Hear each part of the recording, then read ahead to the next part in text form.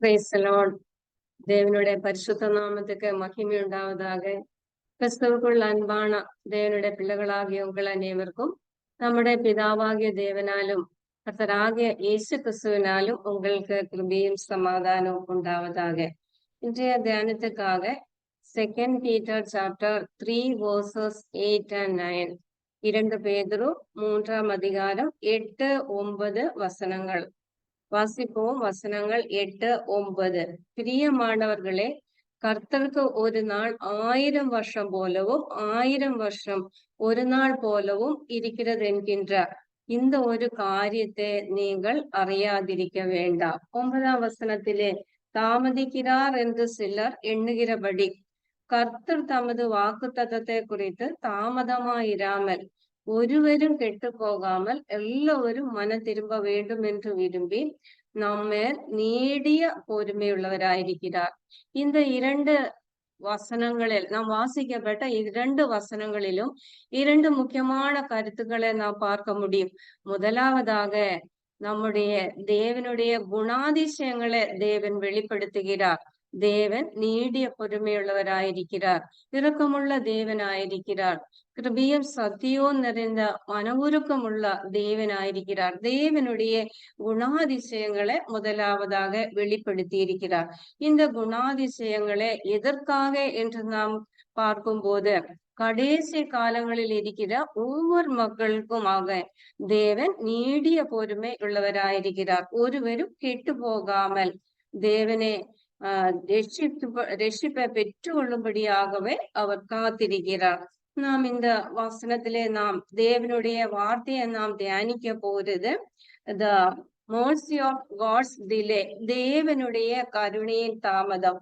நாம் அப்போஸ்தலனாகிய பேதுரு 3ஆம் அதிகாரம் 1 18 வரையுள்ள வசனங்களிலே நாம் வாசிக்கும் போது இயேசு கிறிஸ்துவினுடைய 2ஆம் வருகைக்கு மிகுந்த முக்கியத்துவத்தை கொடுத்து அவர் எழுதியிருக்கிறார். இதிலே நாம் 7 வரையுள்ள வசனங்களை நாம் பார்க்கும்போது எச்சரிக்கையாகவும் திருஷ்டாந்தமாகவும் நாம் கடைசி நாட்களிலே எப்படி இருக்க வேண்டும், எச்சரிக்கையாக இருக்க வேண்டும், விசுவாசத்திலே நாம் உறுதியாக இருக்க வேண்டும், விசுவாசத்திலே நாம் தரித்திருக்க வேண்டும், வழுதி போகாமல் விசுவாசத்திலே நாம் அதிகமாக கவனமுள்ளவராக எச்சரிக்கையாக இருக்க வேண்டும். நாம் வேத வசனத்திலே நாம் வாசிக்கும் போது ஆகிலும் மனுஷகுமாரன் வரும்போது பூமியிலே விசுவாசத்தை காண்பாரோ, இதே நாம் தெசலோனிக்கிலே நாம் வாசிக்கும் போது விசுவாச துரோகம் முந்தி நேரிடும். ஆகவே நாம் இந்த காலகட்டத்திலே கடைசி காலத்திலே இருக்கும் போது இயேசு கிறிஸ்துவினுடைய 2ஆம் வருகைக்காக நாம் ஆயத்தமாயிருப்பதற்கு விசுவாசம் நமக்கு மிகவும் முக்கியமானது என்று நாம் பார்க்கிறோம். நாம் இந்த 1ஆம் அதிகாரம் 7 வரையுள்ள வசனங்களிலே நாம் பார்க்கும் போது நாம் எச்சரிக்கையாக இருக்க வேண்டும் என்று அப்போஸ்தலனாகிய பேதுரு எழுதியிருக்கிறார். நாம் அதனுடைய 3, 4 வசனங்களிலே நாம் பார்க்கும்போது the denial of the second coming, இயேசு கிறிஸ்துவினுடைய 2ஆம் வருகையை மறுதலிக்கிறவர்களை குறித்தும் அப்போஸ்தலனாகிய பேதுரு எழுதியிருக்கிறார். நாம் 3ஆம் வசனத்திலே நாம் பார்க்கும்போது முதலாவதாக நீங்கள் அறிய வேண்டியது என்று சொல்லி அந்த 3ஆம் வசனத்திலே கடைசி நாட்களிலே பரிகாசக்காரர்கள் வருவார்கள். இந்த பரிகாசக்காரர்கள் என்போர் 2ஆம் அதிகாரத்திலே கூறப்பட்டிருக்கிற கள்ள போதகர்கள் ஆவார். அவர்கள் இந்த உலக முடிவு வரும் என்று அவர் நம்புவதில்லை. 4ஆம் வசனத்திலே நாம் பார்க்கும்போது அவர்கள் ஒரு கேள்வி கேட்கிறதே குறித்தும் 4ஆம் வசனத்தினுடைய முதல் பாகத்தை நாம் பார்க்கிறோம். அவர் வருவார் என்று சொல்லுகிற வாக்குத்தத்தம் எங்கே? Where is the promise of his coming? அவர் வருவார் என்று சொல்லுகிற வாக்குத்தத்தம் எங்கே என்று ஒரு கேள்வியும் அவர் கேட்கிறார்கள். அந்த வசனத்திலே நாம் 4ஆம் வசனத்திலே நாம் பார்க்கும்போது உலகம் படைக்கப்பட்ட நாள் முதல் இதுவரைக்கும் ஒரே மாதிரிதான் இருக்கிறது என்று அவர்களுடைய வாதம். அதே போல பிதாக்களாகிய ஆபிரகாம், இசகாக், யாக்கோப் இவர்களுடைய காலத்தில் இருந்தது போல எல்லாமே அதே மாதிரி இருக்கிறது என்று அவர்கள் நம்புகிறார். பின் எங்கே இருந்து உலக முடிவு வரும் என்று அவர்களுடைய வாதம். அவர்கள் கேட்கிற கேள்வியை குறித்து 4ஆம் வசனத்திலே நாம் பார்க்கிறோம். கடைசி நாள்களிலே, அதாவது ஆண்டவராகிய இயேசு கிறிஸ்து எல்லா மனிதர்களையும் நியாயம் தீர்க்கும்படியாக மறுபடியும் வருவார் என்பதை அவர்கள் நம்புவதில்லை. இறுதியில காணப்படுகிற அந்த தரிசனத்தை குறித்தும், அதாவது வரப்போகிற காரியங்களை குறித்தும் அவர்கள் நம்பவில்லை, விசுவசிப்பதில்லை. இறுதி நியாய தீர்ப்பை குறித்து அவர் அதை குறித்து கவனிக்கவே இல்லை என்று நாம் இந்த வசனங்களிலே பார்க்கிறோம். இயேசு கிறிஸ்துவினுடைய 2ஆம் வருகையை மறுதளிக்கிறவர்களுடைய காரியத்தை குறித்து நாம் இந்த 3, 4 வசனங்களிலே பார்த்தோம். 5ஆம் வசனம், 6ஆம் வசனத்திலே நாம் பார்க்கும்போது டிஸ்ட்ரக்ஷன் பை ஃப்ளட் நமக்கு எச்சரிக்கையாகவும் கொடுத்திருக்கிற வசனங்கள். இதே நாம் பழைய ஏற்பாட்டிலே ஆதியாகமத்திலே 6ஆம் அதிகாரத்தில் இருந்த இந்த ஜலப்பிரளயத்தை குறித்து நாம் பார்க்கிறோம். இங்கே அப்போஸ்தலனாகிய பேதுரும் அந்த ஜலப்பிரளயத்தை குறித்து திருஷ்டாந்தமாக கடைசி காலங்களில் இருக்கிற மக்களுக்கு இன்னும் நாம் எச்சரிக்கை ஆயிருக்க வேண்டும் என்று சொல்லி அந்த பழைய ஏற்பாடில் இருந்து அவர் மறுபடியும் அந்த வசனத்தை நமக்கு வெளிப்படுத்தி இருக்கிறார். நாம் அந்த வசனத்திலே நாம் பார்க்கும் போது அபபக்தி உள்ளவர்கள் நிறைந்த உலகத்திலே ஜலப்பிரளயத்தாலே அழிக்கப்பட்டதே என்று நாம் பார்க்கிறோம். பேதுரு அந்த வசனத்துக்கு கொடுக்கிற முக்கியத்துவத்தை நாம் பார்க்கும்போது அபபக்தி உள்ளவர்கள் நிறைந்த உலகத்திலே ஜலப்பிரளயம் வந்ததே என்று நாம் பார்க்கிறோம். அப்பொழுது பக்தி இல்லாத ஒரு காலகட்டத்திலே இருந்த காரியத்தை குறித்து மறுபடியும் புதிய ஏற்பாடிலே நாம் வரும்போது இந்த காலத்திலும் நாம் பக்தியோட காணப்பட வேண்டும். இயேசு கிறிஸ்துவினுடைய 2ஆம் வருகைக்காக பக்தி உள்ளவர்களாக, பக்தி அற்றவர்களை குறித்து பழைய ஏற்பாடிலே நாம் பார்த்தோம். நாம் 6ஆம் வசனத்திலே இப்படி நாம் நோகாவுடைய காலத்திலே அந்த ஜலப்பிரளயம் வந்து அழிக்கப்பட்டதை குறித்து நாம் பார்க்கிறோம். 6ஆம் வசனத்திலே நாம் பார்க்கும்போது அவர்களுடைய வாதம், அப்பொழுது இருந்த உலகம் ஜலப்பிரளயத்தினாலே அழிந்ததென்பது மனதார அறியாமல் இருக்கிறார்கள். இவர்கள் அந்த ஜலப்பிரளயத்தை குறித்தும் இது நமக்கு திருஷ்டாந்தமாக கொடுத்திருக்கிறார் என்பதை குறித்தும் அவர்கள் மனதார அறியாமல் இருக்கிறார்கள். அவர்களுக்கு கிறிஸ்துவனுடைய 2ஆம் வருகை குறித்த அவர்கள் மறுதளிக்கிறார்கள் என்று இந்த வசனங்களின் அடிப்படையில நாம் பார்க்க முடியும். நாம் அடுத்த அதிலே நாம் பார்க்கும்போது டிஸ்ட்ரக்ஷன் பை ஃபயர், 7ஆம் வசனத்திலே நாம் பார்க்கும்போது அக்னியாலே அது அழிக்கப்படுவதை குறித்து நாம் பார்க்கிறோம். தேவனுடைய வார்த்தையினாலே இன்று காண்கிற வானங்களும் பூமியும் அக்னியால அழிக்கப்படும் என்று வேத வசனத்தை தெளிவாக 7 வசனங்களில் இருந்து நாம் எப்படி உலகத்தினுடைய முடிவிலே எப்படி ஜாகிரதையாக நாம் எச்சரிக்கையாக இருக்க வேண்டும் என்று அப்போஸ்தலன் அதனுடைய 7 வசனங்கள் நமக்கு மிகவும் தெளிவாக கொடுக்கப்பட்டிருக்கிறது. ஆகவே கடைசி நாட்களில் இருக்கிற தேவனுடைய பிள்ளைகளுக்கும் அதே போல இன்னும் மனம் திரும்ப வேண்டும் என்பவர்களுக்காகவும் எச்சரிக்கையாக இந்த வசனங்களை கொடுத்திருக்கிறார். நாம் வாசித்த 8ஆம் வசனத்திலே நாம் பார்க்கும்போது அப்போஸ்தலனாகிய பேதுரு இந்த நிரூபத்தை எழுதிய காலகட்டத்திலே அநேக விசுவாசிகள் இன்னும் கிறிஸ்து வரவில்லை என்று அவர்கள் சிந்திக்க ஆரம்பித்தினார். இதை நாம் பார்க்கும்போது மேலேயுள்ள வசனங்களிலே நாம் பார்க்கும்போது கிறிஸ்துவனுடைய 2ஆம் வருகையை மறுதளிக்கிறவர்களான பரியாசக்காரர்கள், கள்ள போதர்களை குறித்தும் நாம் பார்த்தோம். ஒருவேளை அவர்களுக்கு அப்படிப்பட்ட ஒரு சந்தேகம் வருவதற்கு வாய்ப்புண்டு. இப்படிப்பட்ட காரியங்கள் எல்லாம் வரும்போது விசுவாசத்திலே உறுதியாக இருக்க வேண்டும். நாம் அவர்களுக்கு அந்த சந்தேகம் ஒருவேளை வந்திருக்கலாம். நாம் மத்தேயு 24 வாசிக்கும் போது, மத்தேயு சாப்டர் 24 நாம் வாசிக்கும் போது, ஏனெனில் கள்ள கிறிஸ்துக்களும் கள்ள தீர்க்கதரிசிகளும் எழும்பி கூடுமானால் தெரிந்து கொள்ளப்பட்டவர்களையும் வஞ்சிக்கத்தக்கதாக பெரிய அடையாளங்களையும் அற்புதங்களையும் செய்வார். இவ்வாறு நாம் பார்க்கும்போது அநேக அற்புதங்களையும் அடையாளங்களையும் யாருக்கு தெரிந்து கொள்ளப்பட்டவர்களை கூட வஞ்சிக்கத்தக்கதாக கடைசி காலங்களிலே அடையாளங்களையும் அற்புதங்களையும் செய்வார் என்று. அது மிக முக்கியமாக தெரிந்து கொள்ளப்பட்டவர்கள் அதை ஜாகிரதையாக இருக்க வேண்டும் என்பதை நாம் பார்க்கிறோம். இப்படிப்பட்ட ஒரு காலத்திலே இப்படிப்பட்ட காரியங்கள் கடைசி நாட்களிலே வருகிறதை குறித்து நாம் பார்த்தோம். இப்பொழுது அப்போஸ்தலனாகிய பேதுரு விசுவாசிகளிடம் நீங்கள் சோர்ந்து போகாதீங்கள், கிறிஸ்துவனுடன் வருகிய தேவன் மாற்றி போட்டார் என்று நீங்கள் நினைக்காதீங்கள், சிந்திக்காதீர்கள் சொல்லி அவர்களுக்கு 8ஆம் வசனத்தில் இருந்து அவர்களை தைரியப்படுத்துகிறார். தேவனுடைய பார்வையில ஒரு நாள் 1000 வருஷம் போலவே 1000 வருஷம் ஒரு நாள் போலவும் இருக்கிறதே என்று அவர்களை பலப்படுத்துகிறார், அவர்களை தைரியப்படுத்துகிறார். அப்போஸ்தலனாகிய பேதுரு எப்படி தேவனுடைய செயல்கள் தேவனுடைய செயல்களை குறித்து நாம் நினைக்கிற நேரத்தில் அல்ல, அது தேவனுடைய வேலை வரும்போது தேவன் நிச்சயமாக அவர் சொன்ன காரியத்தை வாக்குத்தத்தத்தை நிச்சயமாக நிறைவேற்றுவார். நாம் இந்த கடைசி காலத்திலே நாம் என்ன செய்ய வேண்டும் என்று சொன்னால், நாம் விழித்திருந்து ஜெபிப்பது, அதே போல தேவனுடைய வசனத்துக்கு மிகுந்த முக்கியத்துவத்தை நாம் கொடுக்க வேண்டும்.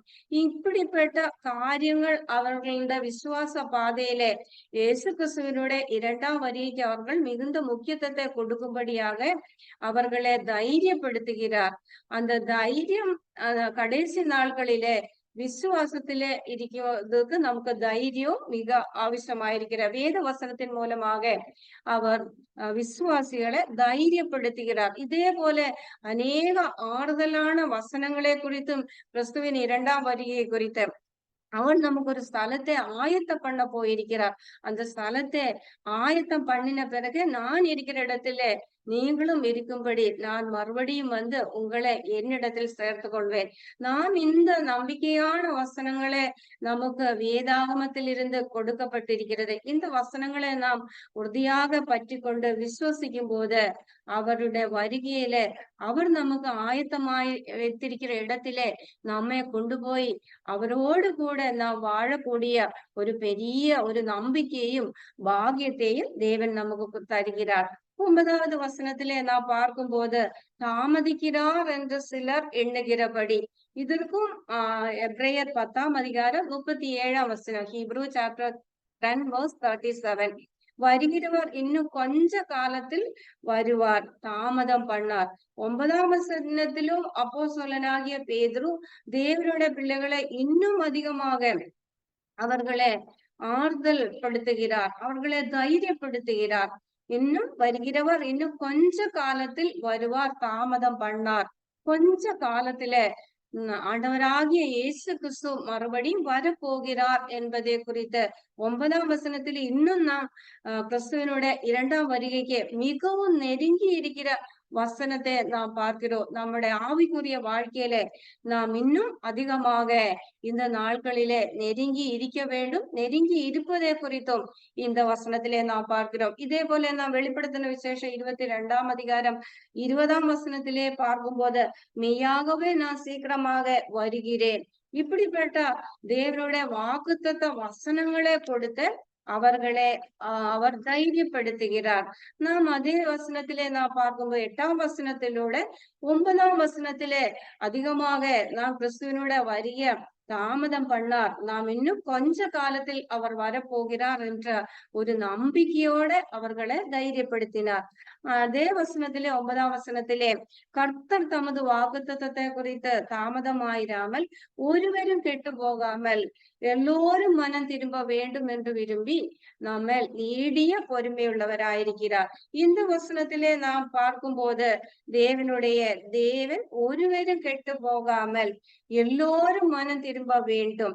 நாம் எசேக்கியேல் 18ஆம் அதிகாரம் 23ஆம் வசனத்திலே வாசிக்கும் போது, துர்மார்க்கன் சாகிறது எனக்கு எவ்வளவேனும் பிரியமோ, அவன் தன் வழிகளை விட்டு திரும்பி பிழைப்பது அல்லவோ எனக்கு பிரியம் என்று கர்த்தராகிய ஆண்டவர் சொல்லுகிறார். இந்த வசனத்திலே நாம் பார்க்கும் போது ஒருவரும் கெட்டு போகாமல் எல்லோரும் மனம் திரும்ப வேண்டும் என்று அது தேவனுடைய விருப்பமாயிருக்கிறது. இப்பொழுது இன்னும் ஆண்டவராகிய இயேசு கிறிஸ்துவை ஏற்றுக்கொள்ளாத மக்கள் கடைசி காலத்திலே எப்படி ஜாகிரதையாக எப்படி அந்த வசனத்துக்கு முக்கியத்துவத்தை கொடுக்க வேண்டும் என்று சொல்லி மனம் திரும்ப வேண்டியதும் இந்த கொஞ்ச காலத்திலே நமக்கு கொடுத்திருக்கிற இந்த கொஞ்ச காலத்திலே அவர் வரப்போகிறார். தாமதம் பண்ணார். இந்த காலத்தை நாம் பயன்படுத்த வேண்டும். அந்த மனம் திரும்பி ஆண்டவராகிய இயேசு கிறிஸ்துவே நாம் இரட்சகராக ஏற்றுக்கொள்ள வேண்டும். மனம் திரும்புதல் என்று சொல்லும் போது நம்முடைய பாவங்களை அறிக்கையிடுவது மட்டுமல்ல, நாம் செய்கிற பாவங்களை நிறுத்தி விடவும் வேண்டும். மனம் திரும்புதல் என்று ரட்சிப்பே கிடையாது. நாம் முதலாவதாக ரட்சிக்கப்படுவதற்கு நமக்கு மனம் திரும்புதல் மிகவும் அவசியமாயிருக்கிறது.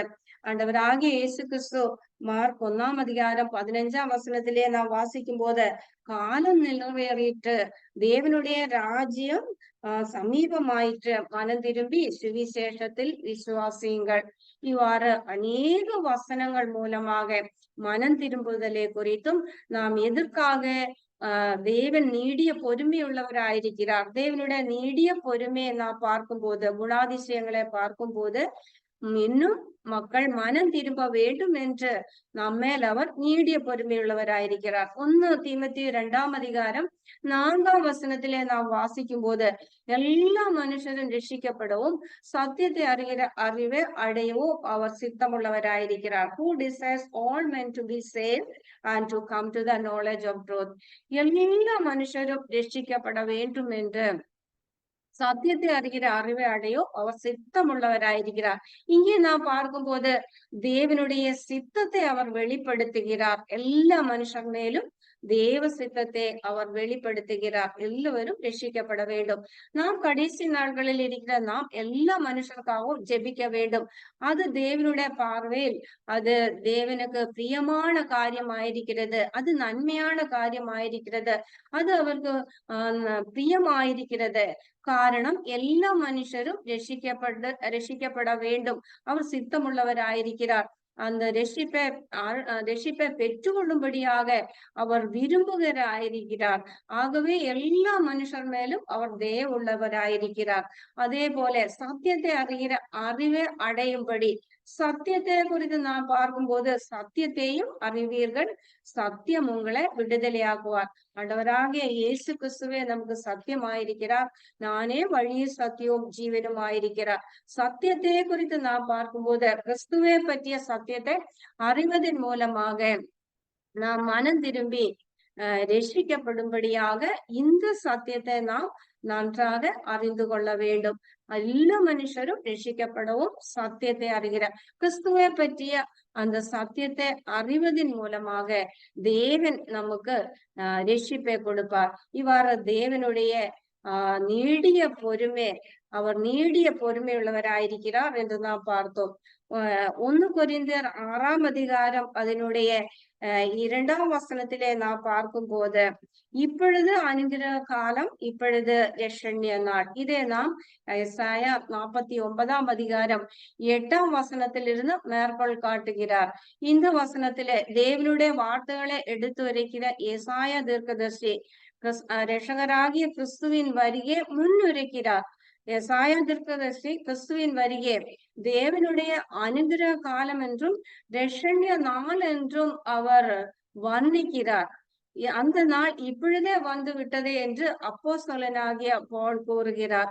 கிறிஸ்துவின் விசுவாசம் வைப்பதன் மூலமாக மனிதர்களுக்கு ரட்சிப்பை பெற்றுக்கொள்ளும் காலம் வந்ததாகிவிட்டது. இப்பொழுது அந்த வசனத்தின் மூலமாக யாரும் தாமதிக்க வேண்டாம், நாளை வரைக்கும் காத்திருக்க வேண்டாம். இப்பொழுதே இன்றைக்கே அந்த தருணத்தை நமக்கு தேவன் ரட்சிப்பை பெற்றுக்கொள்ளும் தருணத்தை கொடுத்திருக்கிறார். இந்த தருணத்தை நாம் நன்றாக பயன்படுத்த வேண்டும்.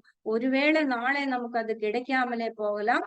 நாளை நாளை என்றது நமக்கு பிந்தி போயிடலாம். இன்றைக்கு உயிரோட இருக்கிற மனிதர்கள் நாளைக்கே மரித்து போயிடலாம். ஆகவே இந்த வசனத்தின் மூலமாக இப்பொழுதே அனுகிரக காலம், இப்பொழுதே ரஷண்ய நாள், இதை நாம் நல்ல பயன்படுத்தி கொள்ள வேண்டும். இந்த காலத்தை கடைசி நாள்களிலே இருக்கிற ஒவ்வொரு மக்களும் இன்னும் கிறிஸ்துவை அறியாதவர்கள் இந்த வாய்ப்பை நன்றாக அவர் அறிந்து அதை பயன்படுத்த வேண்டுவதற்காக தேவன் நம்மை நீடிய பொறுமையுள்ளவராயிருக்கிறார். தேவன் நம்மை நீடிய பொறுமையுள்ளவராய் இரக்கமுள்ளவராயிருக்கிறார் என்ற அவருடைய குணாதிசயங்களை நாம் பார்த்து கொண்டு வருகிறோம். ஆண்டவராகிய இயேசு கிறிஸ்து ஒரு நியாயாதிபதியாக மறுபடியும் வரும் முன் சகல மனுஷரும், இன்னும் கிறிஸ்துவை அறியாதவர்கள், ரட்சிக்கப்படாத மக்கள், அவர்கள் மனம் திரும்பி ரட்சிக்கப்பட வேண்டும்படியாக இந்த ஒரு தருணத்தை, ஒரு அவசரத்தை கொடுத்திருக்கிறார். இதையும் பயன்படுத்த வேண்டும் என்று அப்போஸ்தலனாகிய பேதுரு தெளிவாக நமக்கு கொடுக்கப்பட்ட இந்த வசனத்திலே நாம் பார்க்கிறோம். கிறிஸ்து மறுபடியும் இந்த உலகத்தில் வந்த பிறகு இந்த மனம் திரும்புதல், ரட்சிக்கப்படும்படியான ஒரு வாய்ப்பை நமக்கு இன்னும் கிடைக்க மாட்டார். ஆகவே இந்த தருணத்தை நாம் பயன்படுத்த வேண்டும். ஆண்டவராகிய இயேசு கிறிஸ்துவனுடைய வருகையை குறித்து அவர் சீக்கிரமாக வரப்போகிறார், கொஞ்ச காலத்திலே வரப்போகிறார், தாமதம் பண்ணார். இப்படி அநேக வசனங்கள் மூலமாக மறுபடியுமாக நம்மோடு வேத வசனங்கள் மூலமாக பேசுகிறார். இந்த வசனத்துக்கெல்லாம் நம்ம செவி கொடுத்து அதை நாம் கீழ்ப்படிய வேண்டும். இயேசு கிறிஸ்துவினுடைய இரண்டாம் வருகை அது எப்பொழுது என்று நமக்கு தெரியவில்லை. ஒரு வசனத்தை நாம் வாசிப்போம். Mark 13 chapter 32. அந்த நாளையும் அந்த நாழியை பிதா ஒருவர் தவிர மற்றொருவரும் அறிவேன், பரலோகத்திலுள்ள தூதர்களும் அறியார்கள், குமாரனும் அறியார். நாம் இந்த வசனத்துக்கெல்லாம் மிகுந்த முக்கியத்துவத்தை நாம் கொடுக்க வேண்டும். அக்காலத்தை நீங்கள் அறியாதபடியா எச்சரிக்கையாயிருங்கள், விழித்திருந்து ஜெபம் பண்ணுங்கள். ஆகவே தான் மனிதர்கள் தாமதிக்க வேண்டாம், இந்த காலத்தை நன்றாக பயன்படுத்த வேண்டும் என்று இன்னும் கிறிஸ்துவை கொள்ளாதவர்களுக்கு இந்த வசனத்தை அவர் எச்சரிக்கையாக கொடுத்திருக்கிறார். நாம் இந்த பேதுரு எழுதிய 2 பேதுரு 3:8-9 வசனங்களை நாம் தியானிச்சு கொண்டு வருகிறோம். தேவனுடைய நீடிய பொறுமையை குறித்து நாம் இந்த வசனங்களிலே பார்த்தோம். அந்த நீடிய பொறுமை எல்லா மனிதர் மேலும் தேவன் நீடிய பொறுமையுள்ளவர்களாக அவருடைய குணாதிசயங்களை, இரக்கத்தை வெளிப்படுத்தி இருக்கிறார். எல்லா மனிதர்களுக்காகவும் அவர் நீடிய பொறுமை உள்ளவராயிருக்கிறார். மனம் திரும்பி ரட்சிக்கப்பட வேண்டும் என்ற தேவனுடைய சித்தமாயிருக்கிறார். கடைசியாக நாம் அந்த ரட்சிப்பை குறித்து பார்க்கும் போது 1 பேதுரு 3:20 1 Peter chapter 3:20 இதை நாம் பார்க்கும்போது காத்திருக்கும் பொறுமை என்ற அந்த வசனத்திலே நாம் பார்க்கிறோம். நோவா காலத்திலே வெள்ளத்தை குறித்து நாம் பார்க்கும்போது நியாயத்தீர்ப்புக்கும் ரட்சிப்புக்கும் அது அடையாளமாக இருந்தது. அந்த பேழையை கட்டப்படும் நாள் வரைக்கும் தேவன் பொறுமையோட காத்திருக்கிறதே குறித்தும் நாம் பழைய ஏற்பாடிலே நாம் பார்க்கிறோம். அப்படி தேவன் அந்த பேழையை கட்டப்படும் வரைக்கும் எல்லா மனிதர்களுக்கும் நல்ல ஒரு வாய்ப்பை கொடுத்தார். அவர்கள் அந்த பேழைக்குள் பிரவேசிக்கும்படியாக ஒருவரும் அதை இழந்து போகாதபடி எல்லோரும் அந்த பேழைக்குள் பிரவேசித்து அது ரட்சிப்புக்கு அடையாளமாயிருக்கிறது. அதுக்குள்ளே பிரவேசிக்கும்படியாக அவர் காத்திருக்கும் தேவனுடைய பொறுமை நாம் இந்த 1 பேதுரு 3:20 நாம் பார்க்கிறோம். அப்படிப்பட்ட நாட்களிலே அவர்கள் அதுக்குள்ளே பிரவேசிக்காதவர்கள் அந்த ஜல பிரளயத்தின் மூலமாக அழிந்து போனதை நமக்கு திருஷ்டாந்தமாக கொடுத்திருக்கிறார். ஆகவே கடைசி காலத்துல அப்படிப்பட்ட ஒரு காரியங்கள் நடக்காதபடி எல்லாரும் கிறிஸ்துவை ஏற்றுக்கொள்ள வேண்டும் என்று நாம் பார்க்கிறோம். இரண்டாவதாக 2 Peter chapter 3:9 நாம் பார்க்கும் போது மனம் திரும்ப வைக்கும் பொறுமையை குறித்து இன்னும் எல்லோரும் மனம் திரும்ப வேண்டும் என்று அவர் விரும்புகிறாராயிருக்கிறார். மூன்றாவதாக 2 பீட்டர் சாப்டர் 3 verse 15ல ரட்சிப்பை அருளும் பொறுமை குறித்த 3 பொறுமை குறித்த அப்போஸ்தலனாகிய பேதுரு 1 பேதுருவிலிருந்தும் 2 பேதுருவிலிருந்தும் 3 வசனங்களை அவர் மிகவும் தெளிவாக கொடுக்கப்பட்டிருக்கிறது. ரட்சிப்பை அருளும் பொறுமையை குறித்த 2 பீட்டர் 3 சாப்டர் 15. தேவன் இன்னும் பொறுமையோட காத்திருக்க இன்னும் அநேகர் மனம் திரும்பும்படியாக, அந்த மனம் திரும்புதலை பார்க்கும்படியாக, ரட்சிப்பை பார்க்கும்படியாக அவர் சந்தோஷமாக தேவனுடைய சித்தத்தை வெளிப்படுத்தி இருக்கிறார்.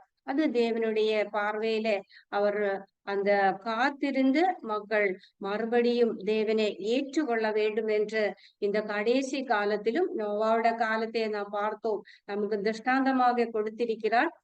புதிய ஆற்பாட்டுல நாம் இப்போ கடைசி காலத்துல இருக்கிற ஒவ்வொரு மக்களுக்கும் தேவனுடைய நீடிய பொறுமை மிகவும் அவசியமாயிருக்கிறது.